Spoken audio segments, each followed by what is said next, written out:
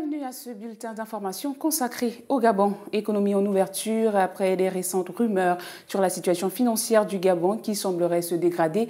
Le ministre gabonais du budget et des comptes publics, Christian Mayania, a rassuré la presse qu'il n'en était rien. Il a fait état des efforts consentis par son département ministériel. Des précisions dans ce reportage de Mariette Biogou sur les images de Rodixi Magoy. Les caisses de l'État ne sont pas vides. Je pense que c'est une pure fiction.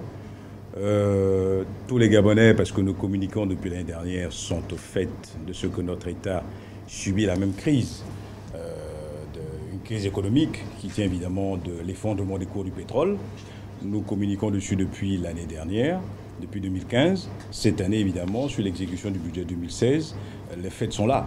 Le responsable du budget et des comptes publics au Gabon a souhaité ainsi faire la lumière sur la situation financière du pays, se disant toutefois indigné de la réaction de certains hauts cadres de la République.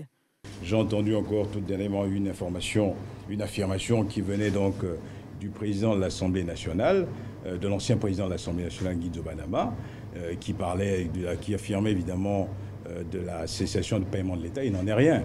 Et d'ailleurs, c'est l'occasion ici de marquer le fait que le gouvernement s'indigne du contenu fallacieux de ce genre d'affirmation. Non, bien au contraire. Nous continuons à payer, évidemment, à assurer le fonctionnement de l'État, à poursuivre nos engagements internationaux vis-à-vis donc, de nos partenaires. Et bien sûr, et vous allez le voir bien comme prochainement, nous allons continuer évidemment à poursuivre cet effort de résorption de la dette intérieure, notamment vis-à-vis de nos partenaires. Le membre du gouvernement espère ainsi mettre un terme aux différentes critiques et suspicions sur la situation financière que connaîtrait le Gabon.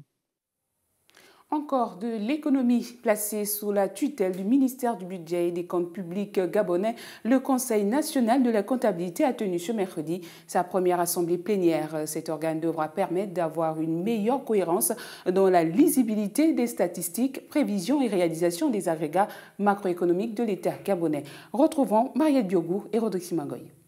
Experts comptables, hauts fonctionnaires publics et institutionnels ont participé à la première assemblée plénière du Conseil national de la comptabilité au Gabon. C'est le ministre gabonais du budget et des comptes publics qui a procédé à l'ouverture des dits travaux.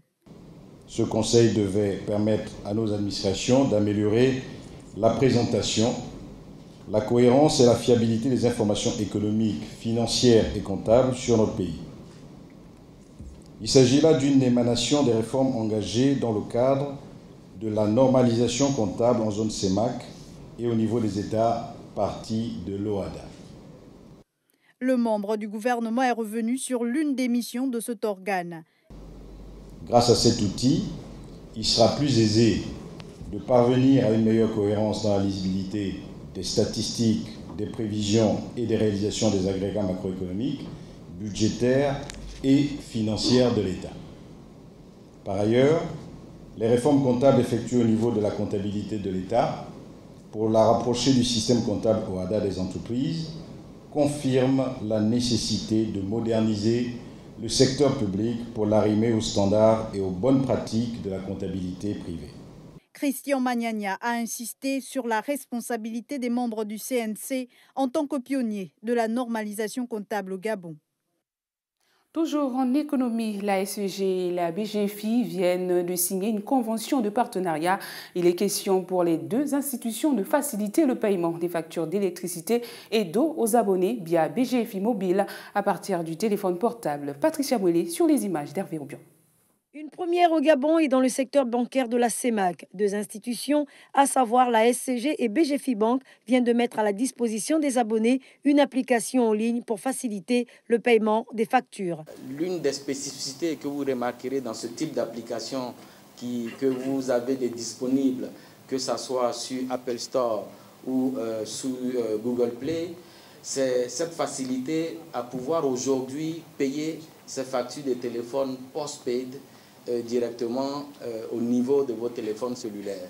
Chaque abonné peut donc recevoir via son téléphone les détails de sa facture. Donc on peut lui envoyer par email le détail de sa facture, l'index précédent, l'index nouveau, le tarif, combien ça.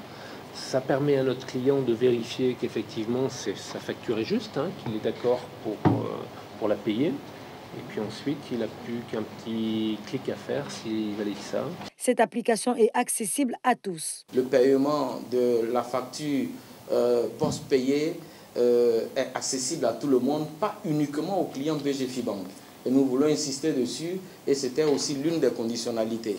Donc, quel que soit le client, qu'il soit bancarisé, non bancarisé, en ayant simplement un compte BGFi Mobile, il a la faculté, la possibilité de faire ce paiement. Le lancement de cette application est déjà un succès et des dispositions fiables sont prises par les deux partenaires pour la sécurité et la sûreté des modes de paiement. Et cette note de sécurité pour la fin, le siège de l'ONUCA sert de cadre depuis hier matin à une importante réunion qui regroupe les personnels des Nations Unies. Les échanges sont axés sur la situation politique et sécuritaire des pays de la sous-région. Nos reporters Patricia Moulet et Mohamed Dina étaient sur place. Promouvoir la démocratie en Afrique centrale dans un contexte de terrorisme qui menace le continent, ce à quoi s'attellent les personnels des Nations Unies. C'est une réunion que nous organisons chaque année pour réfléchir à partir d'un thème particulier sur les évolutions dans la région. Cette année, nous avons choisi de discuter de l'évolution des pays à la lumière du terrorisme, de la crise économique, mais également de l'évolution démocratique. Les tensions nées d'élections sont souvent l'occasion pour l'UNOCA de suivre le déroulement du processus électoral, de contribuer à la paix et au consensus des différents acteurs. Que ce soit au Tchad, que ce soit au Congo, nous avons toujours joué ce rôle en amont. Il faut interpeller aussi la conscience morale des dirigeants à tous les niveaux, à la fois ceux qui sont au pouvoir que ceux qui sont dans l'opposition. Et dans ce contexte, la République centrafricaine reste un exemple de taille en Afrique centrale. Par exemple, Centrafrique, il y a eu un sursaut de responsabilité et de prise de conscience au niveau des responsables centrafricains. Les Centrafricains, toutes tendances confondues, ont pris conscience de leurs responsabilités.